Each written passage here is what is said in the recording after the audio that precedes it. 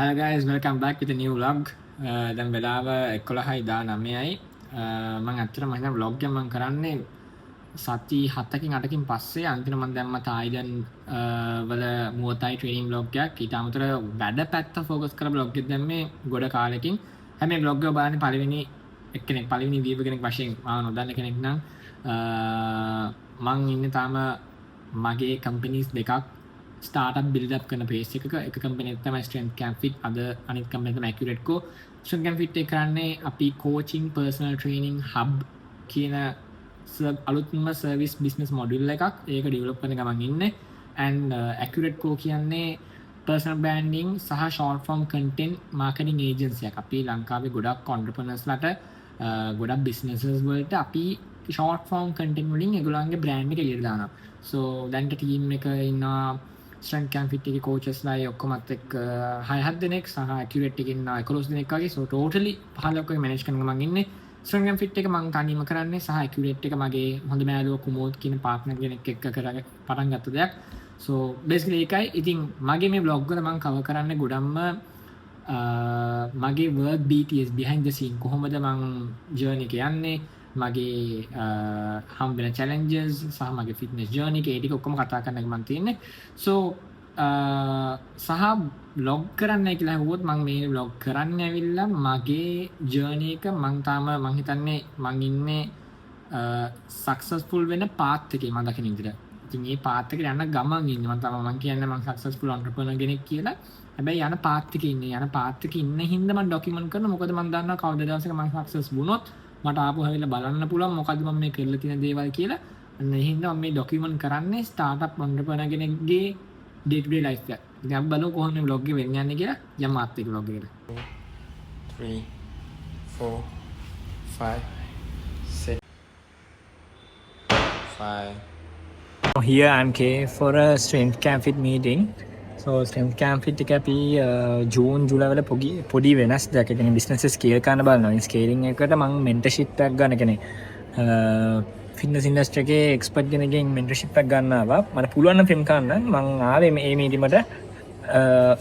මොකද මම විශ්වාස කරන දේ තමයි සාමාන්‍යයෙන් young මම තම අවුරුදු 25යි වැඩි experience නැහැ. හැබැයි experience තිය අවුරුදු 10 15 experience වෙන කට්ටියගෙන් mentorship ගන්න එක මාර වටිනවා.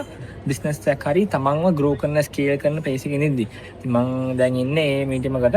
මම meeting එක document කරන්න බැරි වුණත් මම කියන්නම් මොකද්ද මම මේ meeting එක ඉගෙන ගත්ත එක meeting එකෙන් පස්සේ.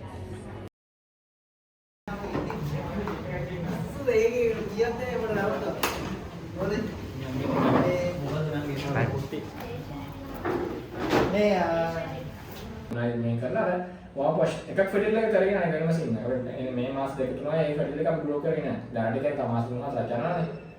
මාස තව දෙකක් යනවා නේද? දැන් අපි ලන්ච් ගත්තා කාරේ නම් ගත්තේ. මොකද අපිට ඔෆිස් ස්පේස් එක නැහැ. ලන්ච් එම ගන්න. ඉතින් බෑක් ඇන්ඩ් ෆෝර් මීටින් එකක් තමයි ලන්ච් ගන්න. දැන් ජනිත් ගෙනවා ඩෙසර්ට් එකක්. මොකද ජනිත් ප්‍රශ්නයක් තියෙනවා. ප්‍රශ්නේ ඇවිල්ලා ඔයා දැන් කලින් වැඩ කරපු තැන්වලයි ඒ තැන්වල වැඩ කරලා ගත්ත එක්ස්පීරියන්ස් එකයි දැන් ඔයාගේම බිස්නස් එකක් පටන් ගන්න ඒ දේ කරද්දී ඔයාට ඒ දෙකේ තියෙන වෙනස මොකක්ද? වෙනස මම මේන්ලි දෙකක් කියන්න. එකක් තමයි මම හිතන්නේ මම පළවෙනි ජොබ් එක පටන් ගත්තේ 2019 ඉස්කෝලෙන් අවුට් වෙද්දිම එමිරේට්ස් එකේ. එමිරේට්ස් කයිකාගෝ ජූනියර් පොසිෂන් එකකින් පටන් ගත්තේ. ඒකට මේන්ලි අප පොඩ්ඩක් ගල හිස් එකට ගියොත් ඒකට මේන්ලි ඉෆෙක්ට් උනේ මම රග ගහපු හින්දා ඉතින් ඒ පර්සනැලිටි එක තිබ්බ හින්දා මට ජොබ් එක හම්බුණා. ඊට පස්සේ එතන ඉඳන් ජූනියර් ඉඳන් පොඩ ප්‍රොමෝට් වෙලා මම හොඳ පොසිෂන් එකට ආවා. හැබැයි එතන ඒ සීනියර්ස් ලගෙන් ඒ ටොක්සික් කියන්නේ නැහැ. හැබැයි ඒ එන්වයරන්මන්ට් එකෙන් කාපු කටු ඒ කටු හින්දා තමයි මම හිතන්නේ දැන් මේ තමන් මගේම දෙයක් ආදී මම ඩිසිප්ලින් වෙලා දැන් ඒ වගේ කටු මගේ ටීම් එකේ ඉන්න කට්ටියට ඒක නොදැනි දෙන්නේ. ඉතින් මේ අනිත් සීන් එක තමයි මම හිතන්නේ එහෙම කටු කාපේක හොඳයි නේ. උදාහරණයක් එක කට්ටක් කියන්නම් වැඩි කටු කියන නැතුව අපේ සීනියර්ස්ලා මම දන්නේ ඒක හොඳ කමරද නරක කමරද කියලා. ඒ කාලේ සීනියර්ස්ලාට මම කියද්දි මට ක්ලාස් මම ඩිග්‍රියක් කරනවා.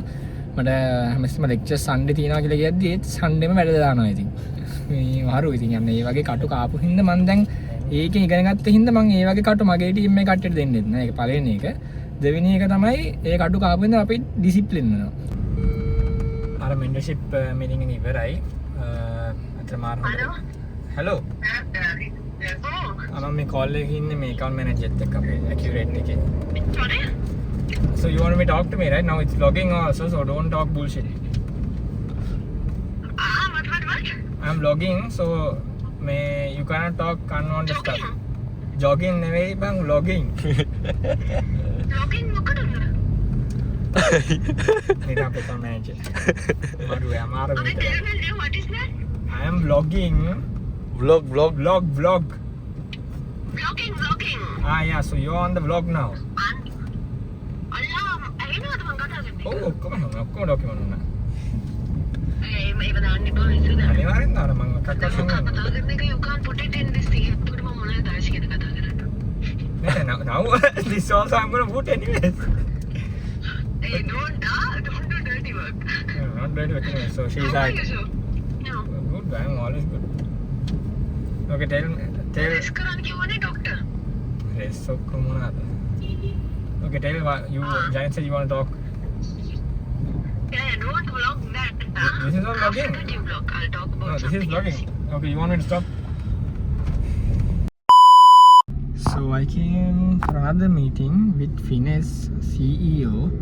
අපි ආයි personal brand එක build කරනවා. දැන් පොඩි කාලේ break එකක් ගත්තා. දැන් ආපු පටන් ගන්න. ඉතින් I had a chat with him. කොහොමද වෙනස්කම්, how we gonna differentiate, කොහොමද අපි ආගේ ආපු brand එක පෙන්නන්නේ. මම අර strategist එක දුන්නා. ඊට පස්සේ දැන් film edit එක දාගත්තා. අපේ සාමාන්‍ය process එක වෙනවා personal branding කරද්දී ඉස්සෙල්ලාම client number 1 අපේ accurate එක principle එකක් තියෙනවා. principle තුනක් තියෙනවා. එකක් තමයි client ව understand කරන එක. අපි හැමතිස්සම අපිට ඕන දේ නෙවෙයි දෙන්නේ. අපි දෙන්නේ client ඕන දේ. අපි ඊට පස්සේ අපේ expertise ටික දාන එක වෙනම කතාවක්. ඊට පස්සේ number 2 වෙන්නේ අපේ creativeness එක. අපි දාන අපේ client ගේ requirement එක අනුව අපේ මම කොමෝඩ් අපේ ජනිත් ඊට පස්සේ අපේ team ආදිත් අපේ discussions දාලා අපි කොහොමද creatively ඒ දෙන idea එක එළියට දාන්නේ කියන එක. The thing is I always tell this, no matter how we talk, no matter how we speak, end of the day, if we are not able to execute, if you're not a person who, a doable person, zero, kalas, මොකුත් කරගන්න බෑ. ඒ හින්දා තුන්වෙනි principle තමයි execute කරන එක. ඉතින් මේ principle තුන අපි හැමතිස්සම කැට කරනවා accurate එකේ. ඉතින් දැන් මේකේ process එක වෙන්නේ අපි කතා කරා discussion එක තිබ්බා. මම ගිහලා ආපහු මම හරි තනියෙන් හරි නැත්නම් කොහොමද discussion එක නැත්නම් අපේ කාත් එකයි එකතු වෙලා අපි දානවා කොහොමද මේ එයාව බ්‍රෑන්ඩින් පැත්ත තව වෙනස් කරන්න කියලා. ඊට පස්සේ ෆිල්මින් දවසක් දාගෙන ෆිල්ම් කරනවා. ඒක තමයි accurate එකේ process එක වෙන්නේ. So far it's 4:30 pm. දැන්ට වෙලාව 4:00යි. දැන් meeting දෙකක් ඉවරයි එක දිගට. ඊට පස්සේ meetings තුනක් ඉවරයි. දැන් තව meetings උත ෆිල්මින් දෙකක් තියෙනවා. දැන් මම වාඩිලා වැඩ කරන්නත් ඕනේ. මොකද back to back meetings ගිහින් මම තාම ලැප් එක හරියට ඇරියේ නැහැ. ලැප් එක ඇරලා වැටික් කරමු. යම් බලන්න. Look at you. No, this is me. I'm telling you, like my mom was the only one who loved me, and she knew. මේ vlog එකට මොකද්ද කියන්නේ? vlog එකට මොකද්ද කියන්නේ?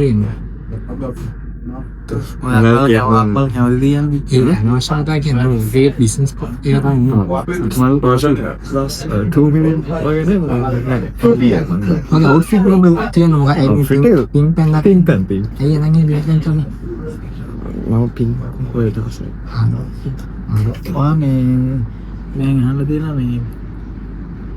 ලංකාවේ